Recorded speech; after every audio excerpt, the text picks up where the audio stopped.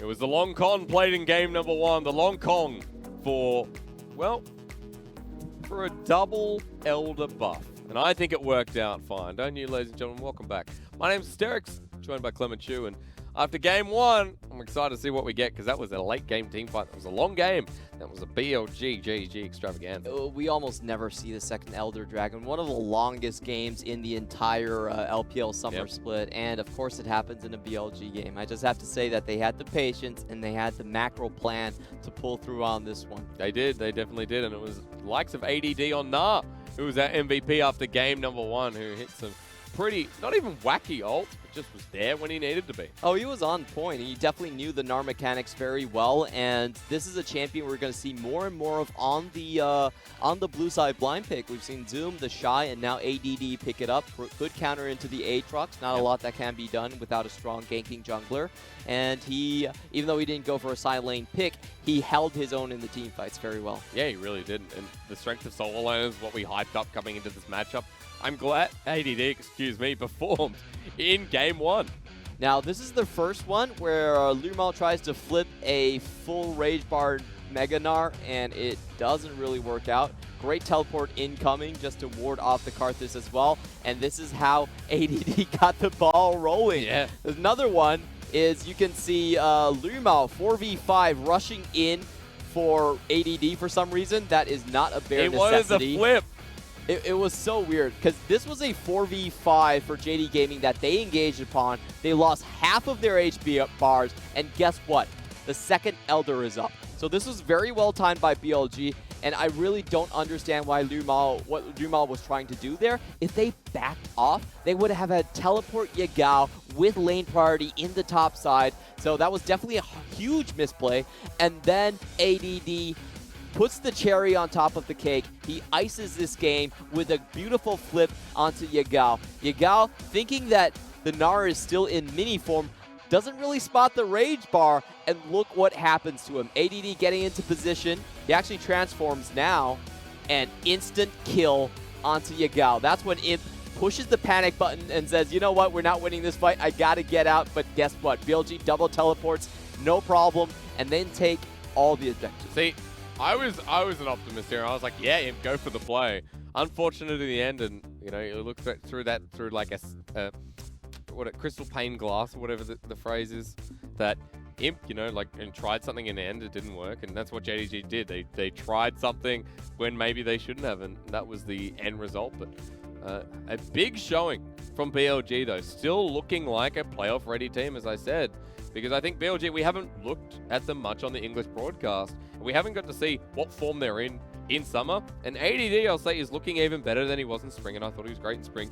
Kuro is shaped up very nicely as well. And our solo laners of BLG are heading towards that margin, bringing the rest of BLG with them. And Jinjiao's following too. Yeah, so BLG's super solid team. I like their slow and steady play style where they just punish the over-aggression from other teams a lot of the times. Just better awareness of those timers made a huge difference in that matchup.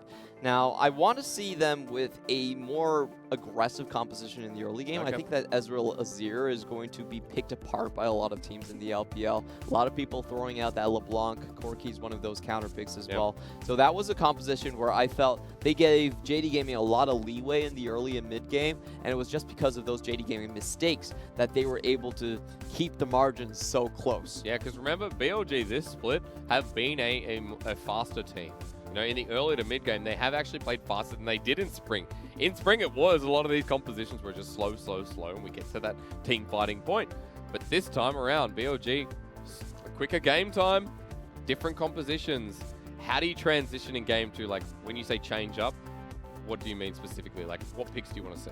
Well, first off, I just don't like the Ezreal Tahm Kench lane. I know it's a favorite of the LCK, but in the LPL, you always give up that priority, and they just take like a Deft Deucin lane. Yeah, like, yeah, I understand the theory behind it. Deft ripped us apart with it, you know? I know. And that's why they're the LCK team of the LPL. BLG like, yes, we're bring it home. We're going to do this one. So I feel like giving up double priority lanes and double blind pick lanes is very questionable in the LPL environment for the most part. Like, they made it work, sure, But I actually felt like JD Gaming made so many mistakes that game. That was kind of weird. Isn't that the constant conversation we have about JDG? Is it at the moment, like, they are not looking in that supreme playoff run form. They didn't look good in Rift Rivals. They didn't, you know, perform as a second seed team probably should, and they fell down. Now coming back into the split, still the same performances there. That a 3-5 team who was second last split to IG is not hitting that margin or even getting close to it. Yeah, that was a surprising run for everyone. I guess surprised himself. It was impressive, though. It was right? very impressive. Like it was. I'm sure people out there will agree with me that it was a very impressive run. I think the most important thing about that run was that Imp played out of his mind. Yes. Imp had the best showing of his, far better than anything he had. And then he LGD. came back to Summer, and it felt like he was still continuing that on to a degree. Yeah. But then the inconsistency shined through again. Petered away. So yeah, we need to see a better, just better interactions across the map from JD Gaming, and I want to see them have a different change of like shot calling, because I think against BLG a lot of times just like these crazy leaving lane moves is not going to work out. BLG is so visioned up on their side of the map that you could see Luma early roams didn't do anything. He didn't snowball the lane hard enough. He got that one kill, which was spotted out constantly. You know what I mean? Like, the fact is, the Volibear's not in the lane. He has Predator. Yeah. Very predictable to see that the Volibear, as soon as he has boots, he's gone. Volibear is a cheese pick for sure. No, if you don't it's get meta that to now. work out. If Live from Gen G played it and it has 100% win rate, he's played how many games on it? I think it's one. I think it's only one. Look, doesn't matter. If it works once, 100% loss rate, and then you never play it again, that doesn't makes it niche. Niche, not cheese. Clement, the word is niche. Okay. I could take niche. Do you think Kane jungle is cheese? No, it's niche. And actually, it's more standardized than Volibear, so that's, that's a bad example. What's a good example? So what I mean by it Zed. being a cheese pick is that it has a very specific play pattern that makes it viable, but if you don't get that play pattern down, then it kind of falls flat on its face. And I think that's what happened in that game. Like, Lumel didn't get a successful engage off. And you imagine if the Volibear had something like Aftershock, it would have been just so much more I'd be happier. gold efficient in that game, Yes. especially because the Predator picked off one engage and that was about it. So I want to see them move back into pure priority lanes. You know, Volibear was fun for one game, but I actually prefer the fiddle most of the time. You have your wave clear yourself. I love how that's like, no, we need to go back to meta. Fiddlesticks, please.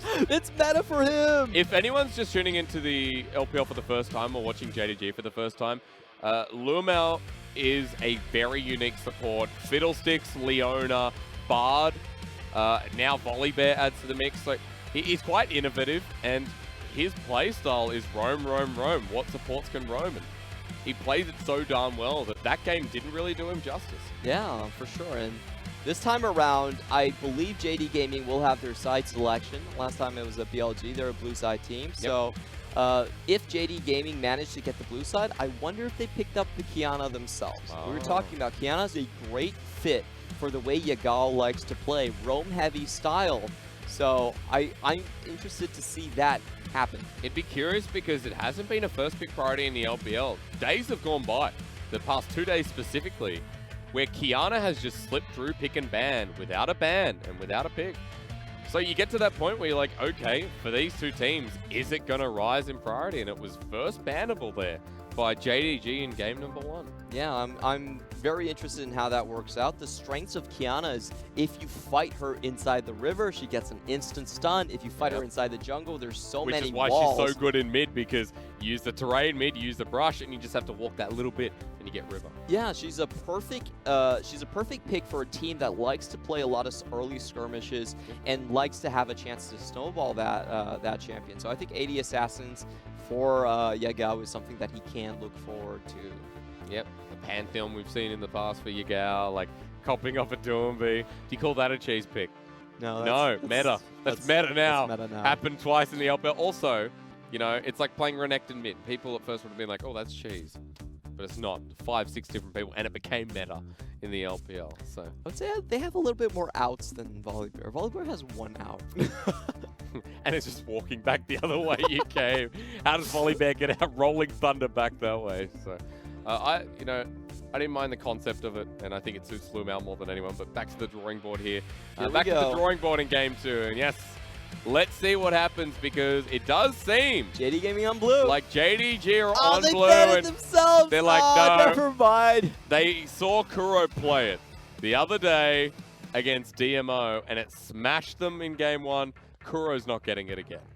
Oh, I'm so sad. It looks like Yagao probably doesn't have it yet. We're gonna have to hold on to that statement. Maybe he'll show it later, but for now, I know Kiana in the ban list. Pantheon's still open though. True. True. We'll see. Yumi gets hit on the ban list as well. Yeah, banned away from Lumao last time too, so there must be something going on with the bottom lane as Lux will be the follow-up too. XinMo has played a lot of Nautilus, so that's always available on red side here if they want to look for that early on. But support ban so far, the Ezreal taken away from Jinjiao too. Going to see a very different pick and ban from game 1. I'm actually quite surprised by the Ezreal takeaway.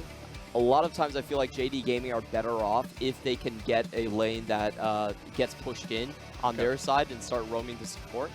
So JD Gaming must be going for a very different strategy on this one. Going to go for the Azir, actually one of Yagao's best champions. Yeah, by far.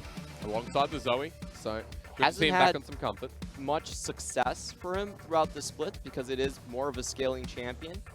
And JD Gaming just they don't play scaling. That's not really their style. So his win rate on the champion has dipped quite a bit. But when he first debuted, it was one of his highlight champions. We were talking about Zoe, Azir, and LeBlanc as the 3 big Yagao champs.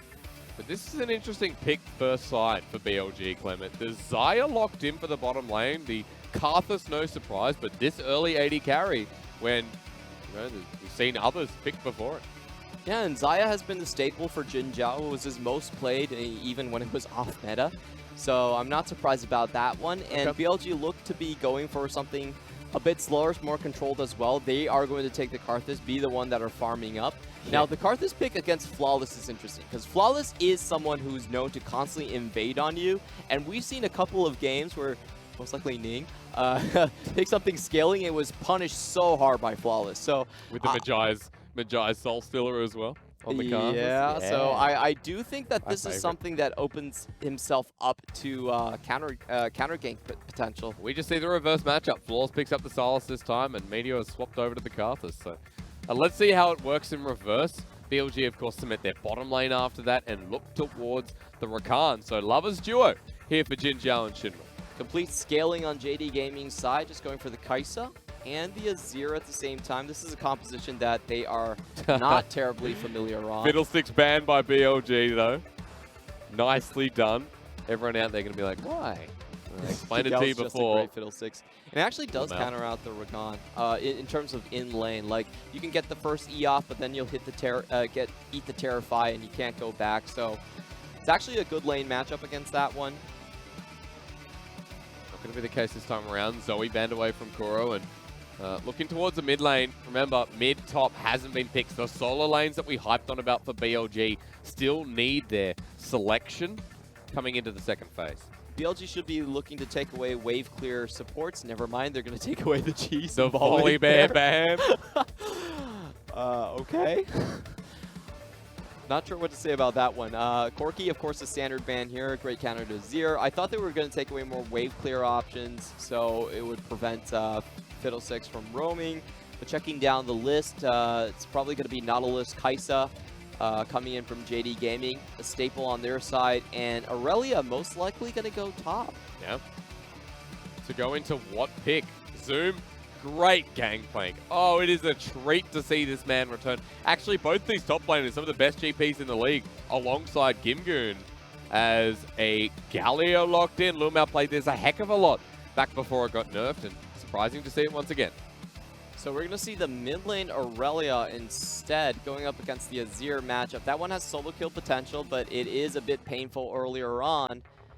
And Nar's actually a great counter into the Gangplank. You do have the range to start popping away at the barrels, right? The barrels, yeah. It's a skill matchup for sure. Gangplank can win out once he gets the Triforce edge here. But both that was before Gangplank was nerfed a couple of times. So I think Gangplank Nar actually works quite well into the Gangplank. But it's a great scaling pick nonetheless. And JD Gaming, they do pick up their wave clear potential into the bot side. It's going to be the Galio. But we're once again set with late game win conditions here for both teams. Compositions at scale very, very well, Clement, with few activity in the early game and clapping it away for the mid. Yeah, I love how Kuro's just clapping. Yeah, it's happened again.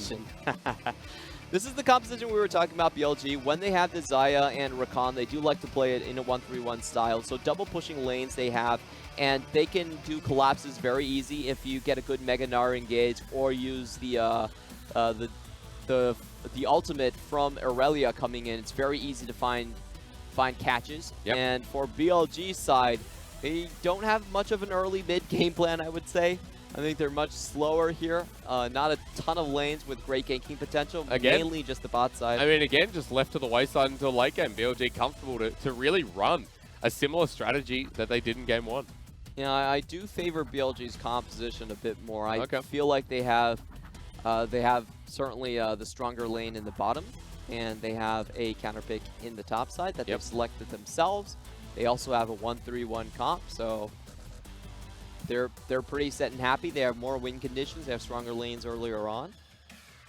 And I want to see how Flawless does. Good way to negate that top lane. I mean, you said Flawless. I'd also agree that going into Meteor with the reverse jungle matchup from what we saw in game 1 makes this a little bit more interesting.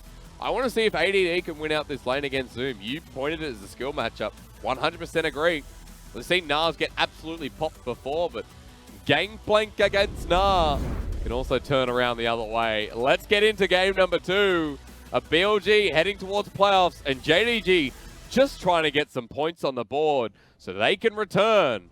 The grand finalists of spring still struggling under the heat or the weight of BLG. Let's go.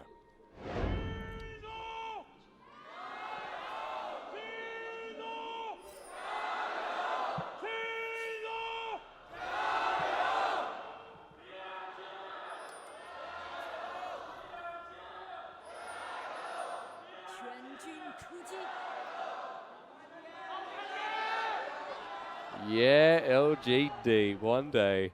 You know what, Clement, I look forward to the day that LGD makes it to something like Worlds or, you know, like a spring or summer final.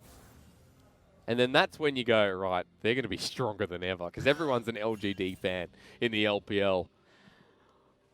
It's a great way to get your name out there. What, being an LGD fan? Yeah, or being on LGD?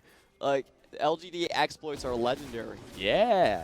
Lose to the bottom of the standings and win every match against the top. I mean, Imp was on LGD at one point over with PYL, so those were some good times. Taking a look across the runes, we enter game number 2, and speaking of Imp, it's going to be press the attack Kai'Sa here, so a little bit more damage in this lane, but... And also press the attack Kuro. That's an interesting one. Yeah. Typically, it is going to be the... Conqueror, yeah, right? the Conqueror is much more common, but press the attack does proc faster, and it does give you more kill threat in that lane. Especially going up against the Electrocute Azir. So quick, short bursting trades here. Now matched by Kuro. An interesting one to see for sure. And Flawless, I think, most importantly for him is, can he actually get those ganks in the bottom side? If he can do that, then it really frees up Lumal to help the rest of the map. It's also the only lane that's actually easy to gank.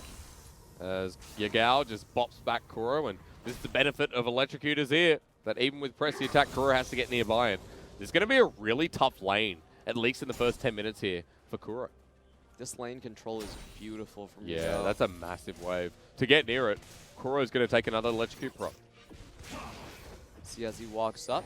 Wow, forces away the cannon minion as well. Just holding it right outside the wave is the most painful position for enemy laners to deal with. It means that a lot of the times the minions will actually die to minion auto attacks. And you don't have the safety of being under tower either. So a great position control from Azir. Not the only lane that's getting pressured here is ADD getting pushed back and Zoom already holding control. A great Gangplank player. This is what you got to say about Zoom is that, you know, if not the best GP in the league, he's definitely up there. And going up against ADD, who plays the champion himself, he's getting shoved early on. Another benefit of Grasp of the Undying Gangplank is when Gnar was in the meta, we didn't really see this as much. It was always the Klepto that was the go-to. Zoom winning out the lane himself. Very heavily as well. I'm quite surprised that the Gnar actually went for the Doran's Blade. Typically, we do see the Gnars in this matchup just go for the Doran's Shield. Yeah. Just to heal up a little bit more, but maybe ADD felt like the fleet footwork was enough. It's not. It's definitely not. Zoom has him so low. Next parlay to come through. ADD has to back here. Teleport going to be expended, and Zoom can just do the same thing, except the wave pushing against him means he can just walk to lane. So TP advantage for the top lane matchup. Do expect both of them to be using it. Oh, you do? Okay. Yep. All right, there we go. So Zoom TP's back in anyway. Don't really want to lose all of the minions, any of the minions this early on. Makes a big difference. So and Sapphire Crystal picked up for the top lane. Double Doran's Blade here for ADD, so no defensive option with a refillable potion in hand as well. Okay, so this could be a strategy on ADD's part, just to go for the lifesteal stack. You do get the 6% here. And I wonder if we saw him go for the healing options in the rune trees. Maybe he could have a under heal. Oh, there we go. That's the trade I wanted to see. Kuro hits, press the attack, and finally back in his favor. Remember, Yagao has Ignite, so if he gets forced out of lane, he has to walk back. Ignite being the advantage, but Kuro doing that is good news now for BLG. Once you hit level 6, you do have the kill threat onto Yagao. So we can see Flawless now trying to help his mid laner up. Kuro still pushed against the turret, so there's no way stepping out this far in lane anyway. Able to walk back. 10 CS right now. The advantage for Yagao. And he can back off knowing the wave is that hard shove. So one of the benefits, again, of having a Silas jungle versus a Karthus is, you know, Meteor is not going to be that quick to gank. Yeah, he's just going to be farming this one out. Taking a look at the bot side, we do see a small advantage coming in from Jinjiao, but not as big as we would have expected. Also, looking at the summoners, very defensive and typical against the Galio. Yeah. See the cleanse being selected here. Woo! Now, ADD has hit level 6 in this top lane. Mega Gnar about to come through. Zoom hasn't hit the margin himself, but going to be coming through very shortly. Gets grasp, Mega incoming, and Zoom has the cannon barrage now. So. And this is a favorable itemization coming in from ADD just because of the back timing. Zoom, in his first back, did not get the Sheen. And facing the double Dorans, it's much more cost efficient on ADD's side. That's why we're seeing him starting to take over these trades. ADD walking like there's no vision there, pretending to be dumb. Force backing away. Okay, that ward pays for itself in a way. ADD gets to stay in lane while Zoom walking around, looking to drop a ward himself. And stable lanes, once again, the slower paced games from both JDG and BLG. Two of our slower teams in the LPL. BLG being, you know, probably the slowest next to LNG at the moment. Yeah, I never consider JD Gaming a team that wants to play slow. They're just like, it has been well, the case here we are, right? Yeah. It just didn't have clean wins this time around, so I wouldn't classify them as a slow team necessarily. And I mean, part of that control and how they're actually playing comes down to the fact that they're not playing well. You know, like what is their style? Their identity is flawless. I mean, moments like that, right? You lose faith in individual players. And Flawless has been taking a lot of criticism recently. It definitely has. Not a great showing at Rift Rivals. And JD Gaming has played a series completely with Kanavi. Still can get it to work. And you're wondering, what is the best matchup right now? Is it Flawless or best jungler, excuse me? Flawless or Kanavi? I still think Flawless has probably shown some of the best, but Kanavi's new to the roster, so give him some time and then who knows. It seemed like JD Gaming peaked at the wrong moments. I would have loved to see if Levi could develop a little bit more, pick up a bit more Mandarin. I always loved Levi as a jungler. Early game centric, an amazing Olaf. Like, he was a Viking. But we heard JD Gaming talk about the issues playing with Levi. He just didn't have enough Chinese to communicate with the rest of the squad. So at the end, Flawless was still their top pick. And you know what I love? He's back in the Gigabyte Marines. So bring on Gigabyte Marines in summer, I say. Oh, he's got to be really careful. That's one passive, one auto away from death. Oh, God, he's dangerous. But he's played off. He gets Mega Gnar. Hits the wall, but forces the flash out of Zoom as Requiem comes in. ADD just needed one more chunk, and he was dead. Zoom with no summoner, and now the Gnar has the top lane to himself. Whew, that was a fun one to watch. He was, you could see Zoom was setting up for the barrel reset, and that would give him his extra passive proc. One passive proc plus the auto would be able to kill ADD before he changed into Meganar. But ADD found the damage before that. Now can he get away from this, though? Cannon Barrage hops away. Meganar available for Flawless. He predicts and whops him. That was nice from Flawless. First blood to JDG. Well done. They get the flash as well in that one. So Zoom coming up pretty far ahead in this in this trade.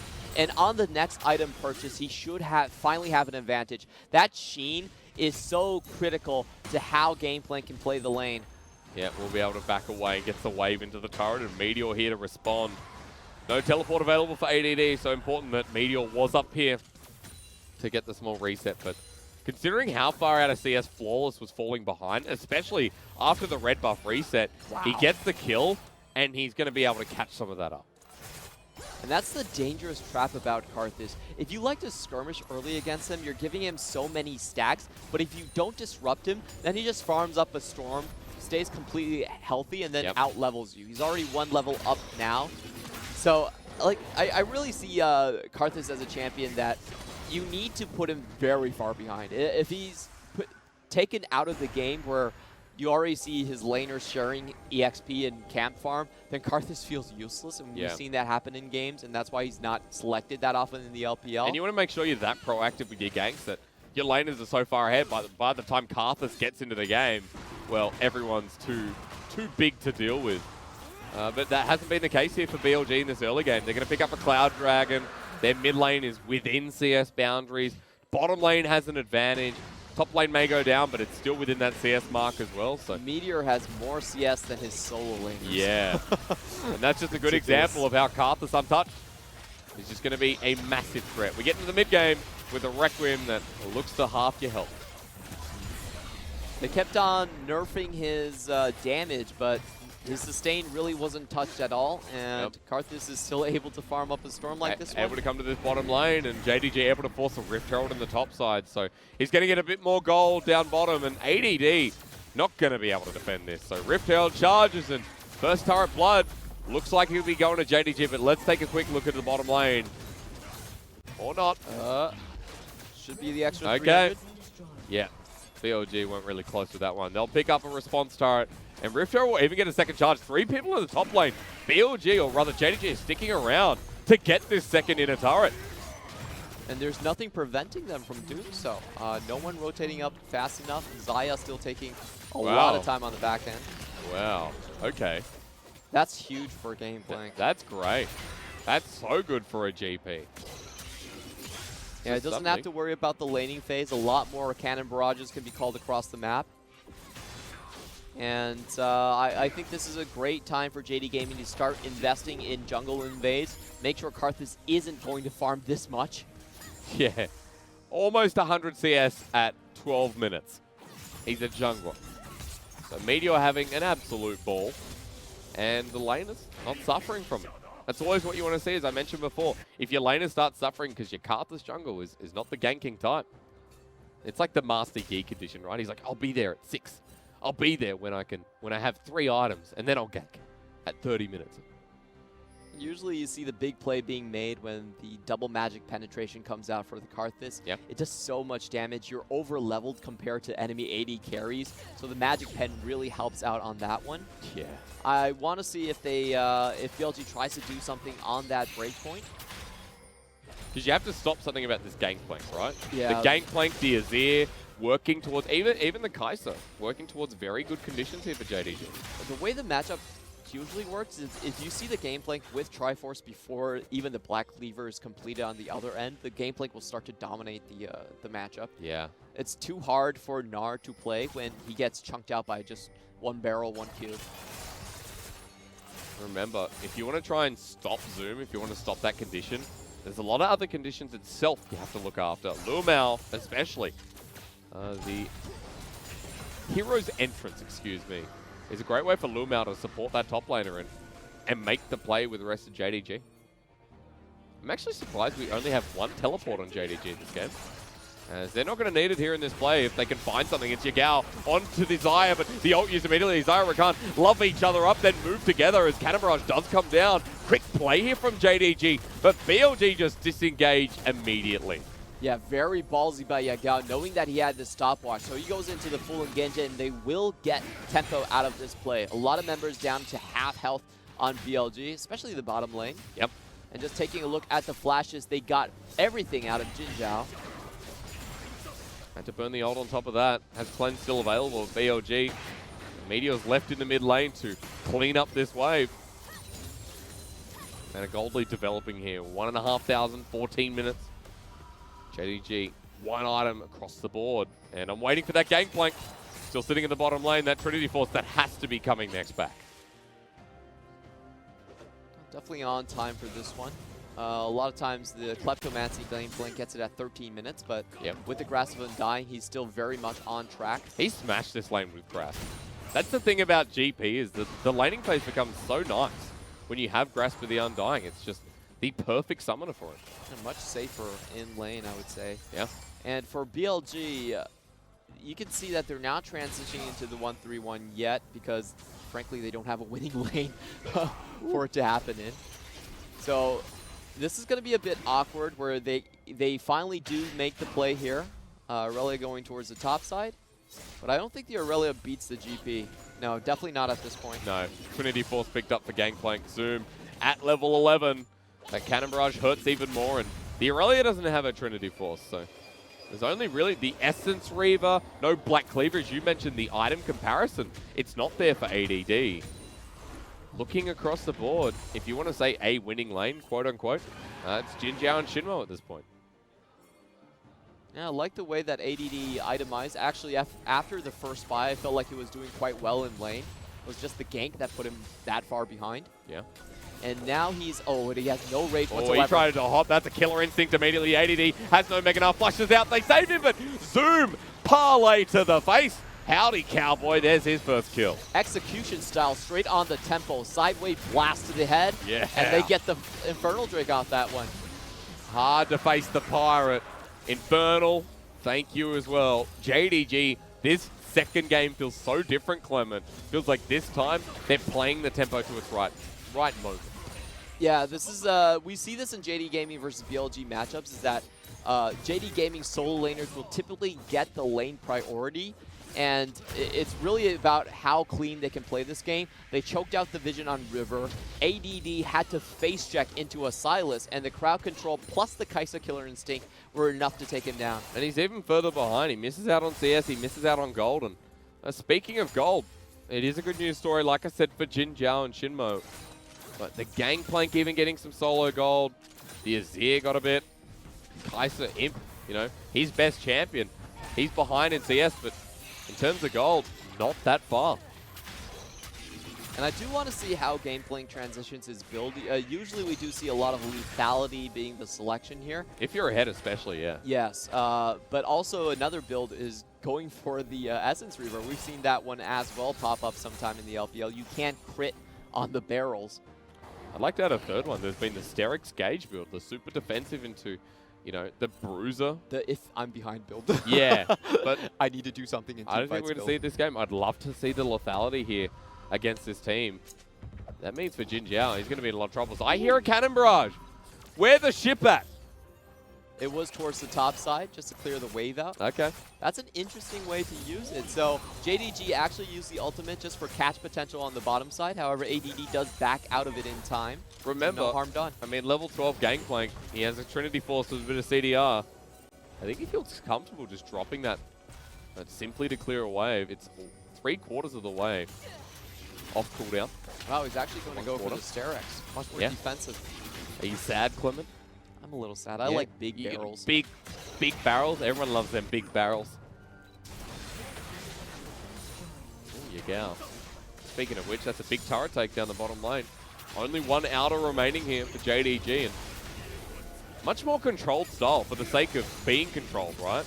JDG are holding this game. And this is the pace I don't mind for a team like JDG. They have the gold lead. They have their conditions online. And to me, it fills the void that I felt after game 1. They are basically scaling up their side lanes at this point. BLG can't do much to impact the map. They only have mid lane with priority, but Imp is perfectly happy to just pick up these waves underneath tower. He's not going to risk anything. And the side lanes are running away with this game. It might look very peaceful for now, but JD Gaming are basically either stooping low to jump up higher. That's what they're... Okay. Yeah. If they fought right now, Clement, what happens? BLG just get wiped? Let's see. Because I would look at Jinjiao, who's going Infinity Edge second, and if he gets that second item and gets to free hit in the fight, I think BLG win that. Close. The fight would be really, really close, but it just depends on how the engage actually works. If Karthus can get into the backline without taking a barrel, then maybe BLG still have that wombo combo potential to win it. They do have a great CC chain in this one. I've noticed a lot of teams against BLG on that note always match their tempo and their pace. Like BLG being a slower team, it takes some of our best teams like top, IG, even RNG, to force them in an uncomfortable position. But if you can't do that, BLG will just take their game as slow as possible. I'm always a bit queasy when I see teams go and match the pace of BLG. Yeah. I think they're masters at 35 minutes to just play the map better than most teams. Who would you compare that to with like an LCK team who can kind of keep the tempo at their level? Well, I would say someone like SKT when they were at their prime was very much I'm glad you brought that as an example, very well. So if you look at BLG losses, they always lose 2-0. They haven't suffered a lot where it was 2-1. And in all the 2-0s, the game pretty much ends the same way. They just get run over early game. That's their cardinal weakness, and what happens when they go up against the best of the best in the LPL, like the IGs, the top esports, that really have the solo lane strength to just punch through ADD and Kuro. But for the rest of the teams, if you play their tempo, it usually ends up in a macro win for BLG. Yeah. It also goes to show you that for a team like BLG, to play that style in the LPL is impressive. It's very hard. It takes a lot of skill to play a slower style game. And I'll be honest, in the LPL since I joined, not used to it. BLG are the only team that feel like this. Yeah. Because even a team like LNG that are slow, they play a lot of skirmishing in, you know, the mid early game. Yep. Their motto is we'll fall behind, but we'll get this beautiful flank and shank. We'll scale. People. Where BLG are like, okay, we don't have to take risks, we'll scale anyway. And that's kind of been the way to go. Jinjiao with the Feather Storm out might be called out, but look at this. BLG just disengage. They don't send anyone else in. Back to the mid turret. EQ for ult, still favorable for JD Gaming. Yep. And they are finally going to group up. This was very well played by JD Gaming. They come out of vision, and then Jinjiao can't really hold this without his life being in danger.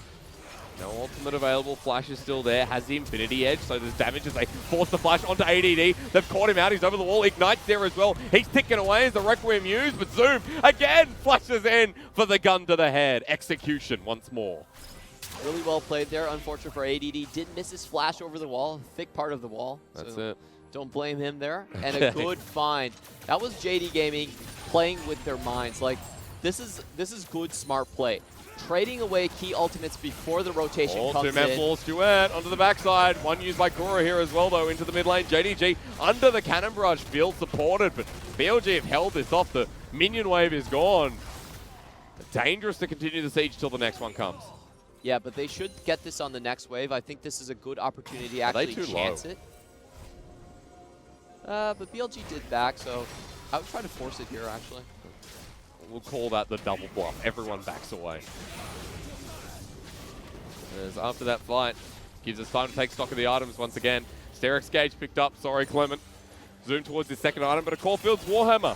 Maybe that'll be exciting for you. Yeah, so the second item is still looking for a little bit more team fight potential in the Sterix. He will be trying to frontline. Third, maybe. You know, that could be a Dust Blade. Hey, that could be a Yo move. Yeah, most of the times it is the Yo move. Who knows? Having movement speed on the sideline is a little bit more important than getting a non-existent invisibility buff. Okay. He's not that sneaky. Protobelt on the Silas, that was completed ages ago. So Force definitely setting on some gold here. It's on his Hourglass. Wins his Rage Blade. 2 items across the board. Whereas we have double upgrades from Imp already completed with the Storm Razors build. I was looking at the Infinity Edge before. Second item for the Aurelia, which looks like Asterix as well. Morellonomicon completed for the Karthus, who has slowed down on his farming quite a lot, considering JDG have been breaking in. Getting this mid lane turret will mean it'll be harder for Meteor to safely farm away to.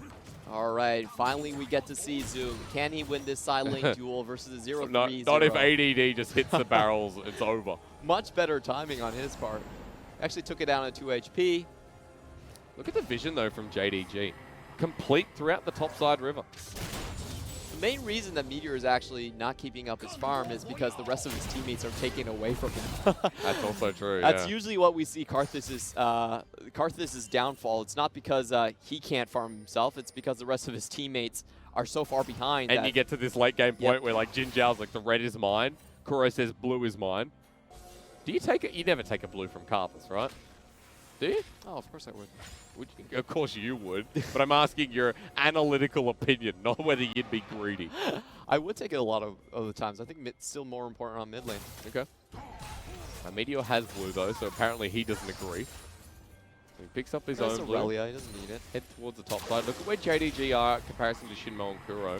Potential sandwich here, but the pieces fell apart before they can get in place. JDG back away, still holding control around the Baron. And this is what we talked about for BLG. The game's still slow, and they know Baron's not being done. They've got a control ward in the back of the pit, so they can keep going at this pace once again here in Game 2. Yeah, still very slow and measured, but I think we're just waiting for the third item completion onto Azir. Once he gets that extra attack speed from the Nashor's Tooth, then they could just clear out Baron incredibly fast. And this time, BLG doesn't have the poke potential like they had in the last game to stop it. And they weren't down this far last game as well. There was no more than 3,000 gold. JDG this game, 4,000, and it stayed there consistently with an Infernal that adds even more gold value. I'd also like to note to everyone at home that Zoom is towards his third item, which seems to be the Essence Reaver, which is now changed to BF Sword. Clement's happy about that one, as Paul's getting frisky with the Baron at the same time. So I love crit barrels. I think if you're far enough into the game, lethality actually falls off in utility. True. Get an Infinity Edge 4. Yes. Getting that damage down is actually much more, it's much raw damage, raw AD stat, it's much better than lethality late game. Yep. Well, good to see we're looking towards that late game mind here for Zoom. BLG still just trying to keep vision around the Baron. Right now they have no idea if it's being done or not. They can't get near the pit. JDG are waiting for them, and now it seems like Baron at 26 minutes finally looking to start. Okay, so BLG are still a ways off, but they will find this one. It's going down so quick. What Meteor can do is decide to simply flash over the wall. 4. Luamel flashes into the 80 carry of Jinjiao. They get off the Baron. TP coming in and Cannon Barrage used. As look at XinMo wants to take the engagement. Requiem. Kuro comes in with the big ultimate into the backside. They get shoved out by the Shurima Shuffles. Jinjiao now walking in as well. The ult from Luamel doesn't do enough as Flawless is caught out. BLG walked through, timing their ultimates beautifully. And Jinjiao was just on point with all of his abilities. He goes the engage from Luamel, dodges away, and then the teleport and follow-up comes in. Great play from Kuro as well, getting that ultimate down onto the choke for extra damage. This is an interesting teleport as I almost rip out my cord to look for it. Kuro around the side, going to be spotted out by Zoom. He's looking for the flawless duet, and they might actually find him on the backside while Baron's being done in ADD. About to go into Meganar. They flash in to stop him, but Kuro is going to die here. Getting low health bars and ADD trying to choke them off, but it'll be Imp who picks up the kill at the cost of Baron on 4 for BLG. Huge win for BLG, and they're going to reverse the tempo of this game.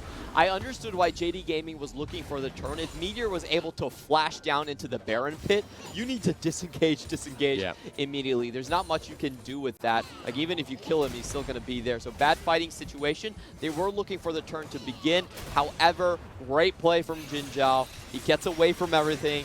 Good cleanse on him. And that was multiple ultimates used from the JD Gaming squad just to get out. That. Yeah. What did we say in the mid-game, Clement? If you play the tempo of BLG, a lot of the time the macro always goes towards them. They always play better team fights, and decision-making has always been their forte. And for JDG walking into that trap, taken advantage of. You pointed out Jinjiao, 3 items with a rapid-fire cannon, and his ability to take the fights is immense. I just wanted JD Gaming to wait a little while longer. They were almost near their third item completions. Look at Gameplink. Already has the Essence Reaver after this back, and Azir would have had the attack speed as well. That would have helped so much in securing the Baron and making that a viable option. Instead, with their current builds that they had, they were just too slow on the trigger, and that gave enough time for BLG to retaliate. Well, lucky for JDG, even with the turret going down, they were able to pick up the Dragon, and the gold will be even, which for a team with the GP and 3 items, with Yagao and almost 3 items, and the Kai'Sa, you're saying it's not over just yet. They need to make sure the base doesn't get broken on this Baron push, and that they can hold off BLG to find a fight for another day. JD Gaming still definitely have the composition that can play 5v5s quite well. It's just about finding the engages for them. No real gap closers that can send Galio towards the backline. So I'm really looking for, I think Barrel and Cannon Barrage are their 2 engage options where it'll give them the slows to catch up. And dodging away from ADD with the Mega Nut. I mean, if they get caught up in ADD, it's all over. You know, the Vanguard's Edge is a big ult. Karthus Requiem, sure.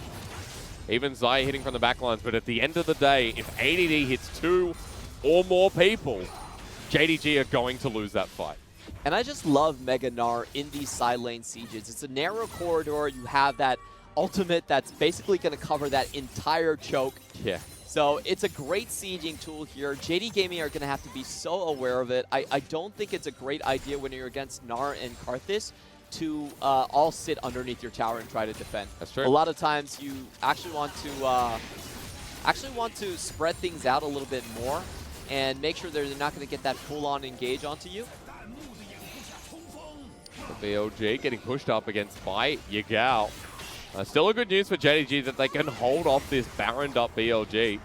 As ADD looking for Lumel here, will be able to get the Hyper Proc and turns into Mega just in time, just in case. JDG fighting over their own jungle right now, and BLG moving back to the mid lane. And Baron buff in 10 seconds, gone. Inhibitor turret's not broken. Still a good news for JDG. 1,000 damage barrels already being placed by Zoom. Yeah. Now, that was a lot less impressive. Yeah, I mean, he did have the passive Rakan shield, so give him a break, Clement. You need a bit of luck for those barrels. Also, Zeke's Convergence, remember, that's going to do a lot against him. Yes, that's true. So let's see when that 4th item comes through, because BF Sword already picked up, and we all know what the BF in Sword stands for. It's going to be a big one, with Infinity Edge most likely soon to come. Definitely love the build on this one. You just roll the die, 50% chance the entire team disappears. It's not even a dice, it's fixed. So JD Gaming now have lost their map control, and it's gotten to the point where I feel like Kuro's going to have a decent time just doing the 1v1 solo against Zoom. Okay. Now, Aurelia is a champion with a lot more mobility, and she can dodge around those barrels, so it does have an infinitely better matchup than I would say ADD. What about against Yagao? Because right now he's splitting into the Azir. Does that 1v1 extend to him, or you think with the Zhonya's Hourglass it's just too much? I think he's still going to be able to take that matchup. Yeah? If he gets past the soldiers, then no problem. Like, it's going to take Azir too much time to actually reposition. Okay. So you can see Azir just pushing up now, but he's not willing to really contest the wave in any meaningful way. And BLG finally got the 1-3-1 they want. Also, remember, it's never a true 1v1, is it? Because Meteor adds it. Like, it's unfair, but the Requiem is always going to come down. If you don't use your Zhonya's in the trade, you're sure going to need to save it for that ult by Meteor. Who, yeah, he is meaty, and he's level 16, and Rabadon's death cap moments away from completion too. So this big item on the card that's going to influence this next fight, where JDG are zoning around the Baron set up for the next 45 seconds. I really like Jinjiao's builds here. He's been committing to the Bloodthirster over and over again, especially when he has the cleanse, and last time around he had the Tahm Kench. Yep. So he's willing to go deep for the damages and keep himself in the fight longer, relying a lot on his lethal temple for the attack speed. ADD almost caught out there though, Clement. Fall is looking for the abscond abductant. Jinjiao's here, seemingly by himself now for JDG. XinMo going to get spotted out there with the Void Seeker that sips past him. And BLG holding the mid wave strong. Now they need to clear it, head towards the Baron, because that's where JDG are going. This is a team where good setup is very painful for the enemy. If you walk into just one barrel, it could spell the death of you. Baron has begun though, Requiem, and it's going down fast. This needs to be hit immediately into the pit. It's taken by JDG, but the fight with the Meganar on the backside, which hasn't come across. ADD dies without it. JDG blinking low. Explosive fight at that as Jinjiao almost dies. Erupted by Yagao. The Azir and the Silas on top of BLG as Meteor is looking for him. But he's got a bit of backup. What? He does, Clement. What are you talking about? He will die to Flawless in the end, though, who's just kiting around. And JDG pick up Baron, and they even out the fight. Oh, Imp could not dodge out of the Skittle, and just one takes him down. Still a great win for JD Gaming. I think the crucial play there was Lumal actually preemptively using the taunt, predicting that XinMo was going to come in at that angle, and they don't get the quickness down. Look at this. Oh, actually just uses the Zhonya's. So he still does go into it, but doesn't get the full amount of targets, and no one's close enough to the pit here to really contest it. Yagao cleans the back line out. And this is the difference where I felt like JD Gaming on the previous Baron take should have waited for their third item. Yeah, in game one, it just changes it so much. Or even this game, yeah. Oh, he hits the slow, so nothing much that Imp could actually do here. Good read by Meteor. And it was a better trade by JDG, dude. Only person left remaining was Kuro. So you saw in that fight, what did we say, Clement? If ADD couldn't get that ult, that's what would happen. And ADD died before going into Meganar. 0-4 now, and he's not having an exceptional game, but all he needs to do is hit that ult. When he doesn't, JDG take full control. And now with the Baron buff, now they can start getting some of that gold back on their side. Yeah, and they can finally reverse the 1-3-1. Most important thing to get themselves that pressure. This time around, I think Gameplank's going to have an easy time. At least he's going to have the minion wave behind him. And the Infinity Edge as well, by the way. Oh, boy. Here we go. What's the last item, Clement? Mortal Reminder against the BT of Kai'Sa. Oh, that would be a nice one. I think if you have percentage armor pen is quite good if you're going for this build. Okay. Definitely works with your works with your crit procs as well. That's true. You could also go something defensive again if you want, but you could also go all in with the crit, which is the split push build, and that would be the PD. Okay. Or the static shiv. Old Gangplank. I miss old Gangplank. He presses E and he just fires a gun in the air. That's going to be this game, though. Cannon Barrage used defensively. We'll see how it impacts the next fighters. JDG, you talked about the split. Zooms in his slide wave. Unmanageable right now by BLG. The passive does work on towers, so you can see him refreshing it. Yep. JDG pick up the turret in the mid lane as well, and for BLG, it seems the decision will come under this inhibitor turret, or they'll just give it away and look for a fight again later. Let's watch the poke as it comes down. I think this is a good position for Flawless to actually preemptively use the Requiem. Yep. Meteor has that available, level 17 Karthus, almost towards that 18 mark, and has 3 items. A Rabadon's Death Cap was completed. Oh, here comes the flank. That was a quick one. Who is it? It's Dinar. He has Mega almost up. The Requiem now used. 4-man ultimate here. The Vanguard's Edge sets it up. Nah! Sends them backwards though. And JDG all go golden at once as BLG are sent packing. And that was the Emperor's Divide in the end. Excuse me, ADD didn't get to ult because Yagao sent him away. Wow, that was such a good push and pull coming in from Yagao. They anticipate ADD coming in. When they see him, they don't let him get anything off. Straight push away, great Zhonya's, and the quickness here. Yeah, Flawless has taken it away. Jinjiao pokes him down, but the barrel is starting to come through as Jinjiao heals up and starts pushing them back himself. Inhibitor turret goes down, but JDG can get nowhere near the inhibitor. This game again, sent up to one single fight that'll break it open and possibly end it. That was damn close. Wow, watch this. 469 damage onto XinMo, but has to back away from a 1v3. The Rakan deceptively tanky at this point, I think you'll agree, Clement. The fact is, he's not getting one shot by barrels with a 5-item Gangplank. And that's good news. BLG lose one more, the inhibitor goes down, possibly the game here at this point. And 37 minutes, once again. Yagao learned his lesson from the first game.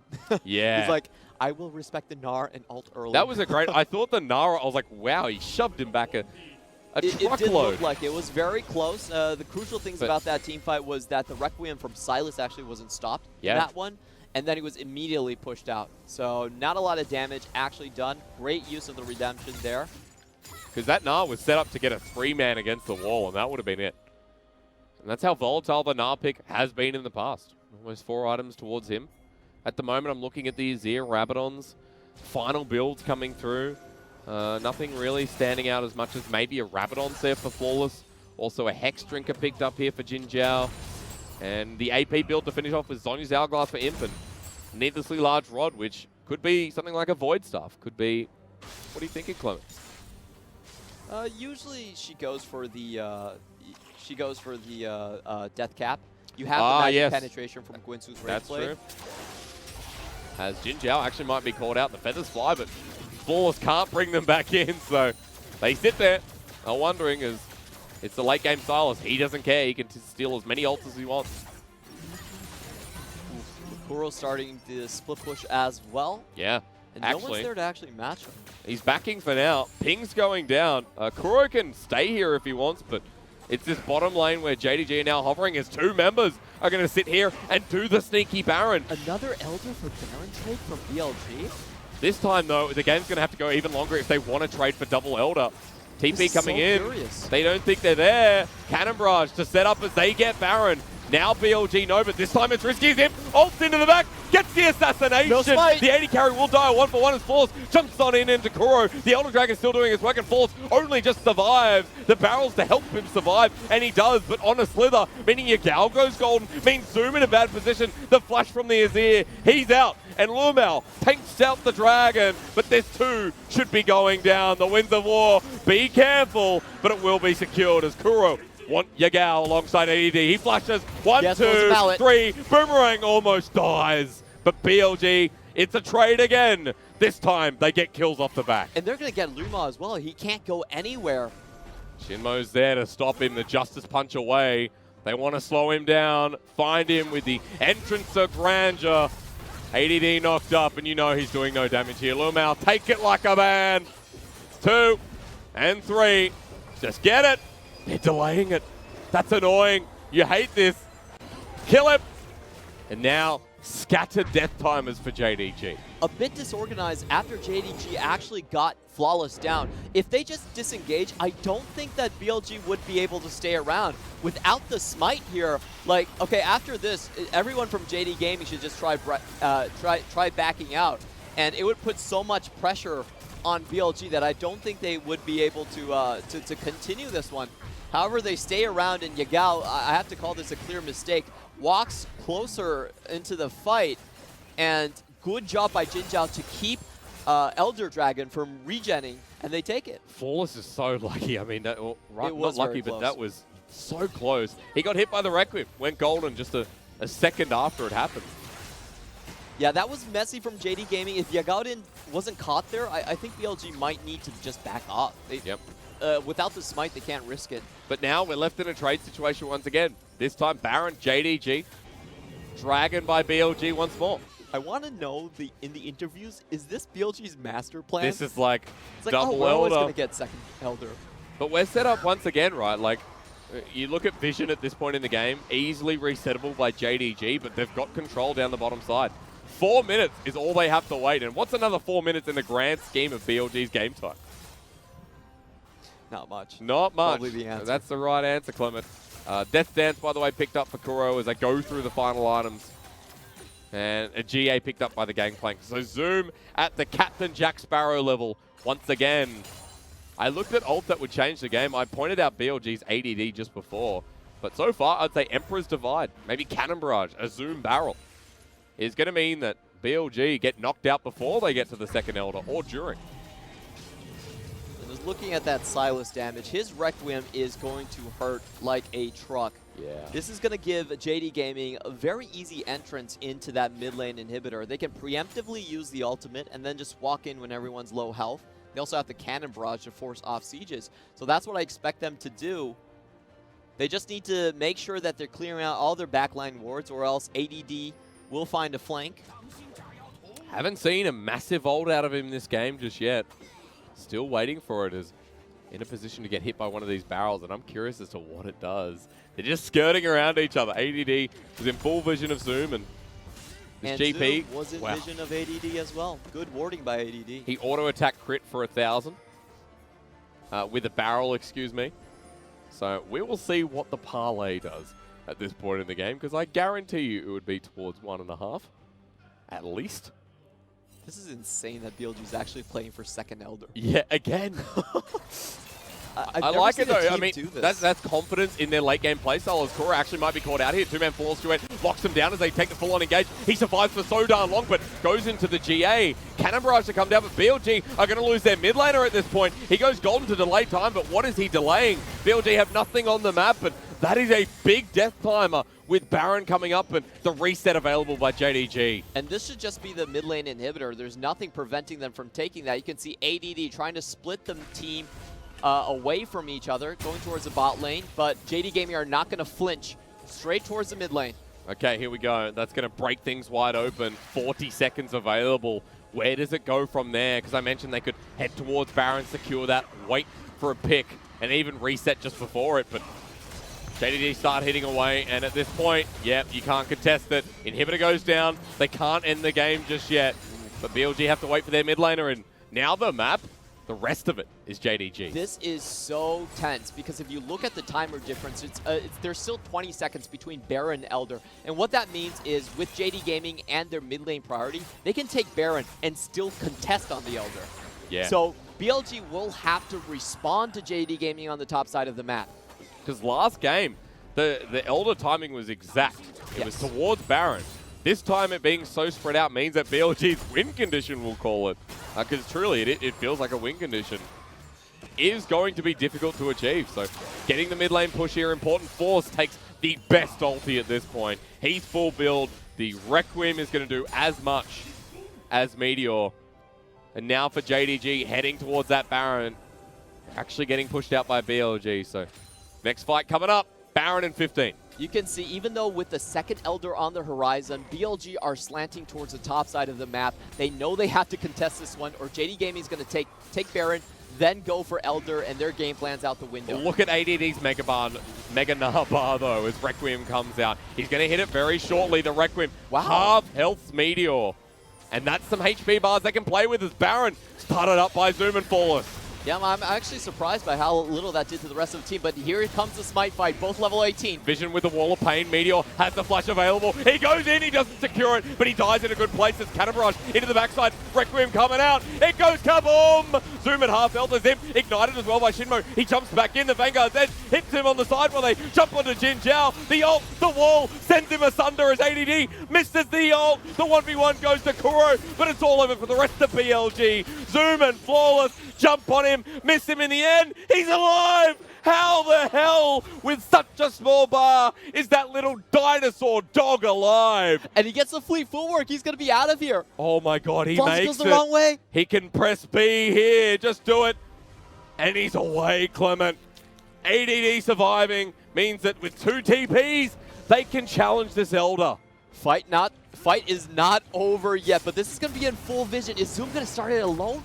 He still has his GA. Clears the ward. I talk about the TP. It's only Kuro for now. Flawless has jumped on him. You need ADD, who's coming in as well. It's the 2 versus 2. Flawless takes the fight as Kuro gets low. No GA. So goes strong. golden. Flawless duet. No against the wall. ADD gets one, and Zoom with the GA is ready to take them all on. Needs a parlay, but ADD, you're not getting out this time. Run for your life. Kuro the Remnant once more, and Zoom is controlling this game. But guess who has the jungler still on the map? It's going to be BLG with Meteor up and alive. They're going to go for this again? That's absolutely crazy. They need to stay put, back out, and just set up the vision here. Prevention is more important than taking it themselves. JDG have no deep vision, so they don't know where they are. Zoom and Lumao are waiting. They dodged the plant. They know they're there now. Zoom's Barrel not set spotted. Up. Dragon's just going to walk on out. BLG started. It is going to be the smite on BLG, but watch all of those barrels. If one of those land, that could change the decision. Great Wall of Pain, and Cannon Barrage come through. Impulse in, into the back line. Remember, Kuro has no GA, and he stops with the Emperor's Divide once more. The barrage destroys it. Imp snipes XinMo through the gap.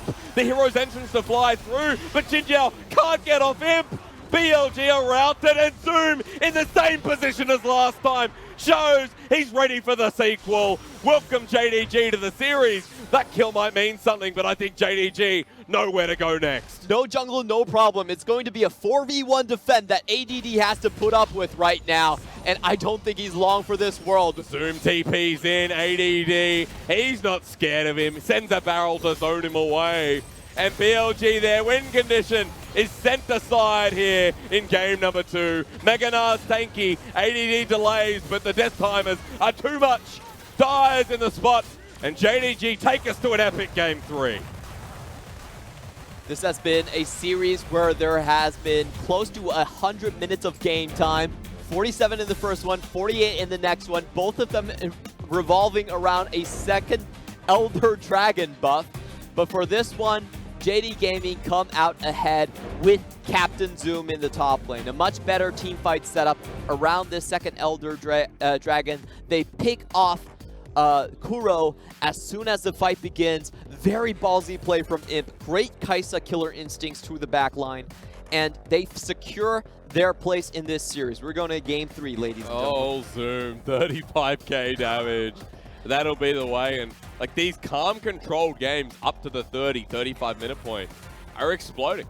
And for JDG, it was so much better played than game number 1. They looked like they had a good read on BLG this time around. Yes, they were much more cognizant of the timers on the big objectives, and I like the way how Flawless played that one early on. He used his used the Requiem preemptively, like we were talking about. Yeah. It was going to set up a crucial team fight, and he secured it in the Smite fight. I like what Imp did there as well, going directly for the jungle kill.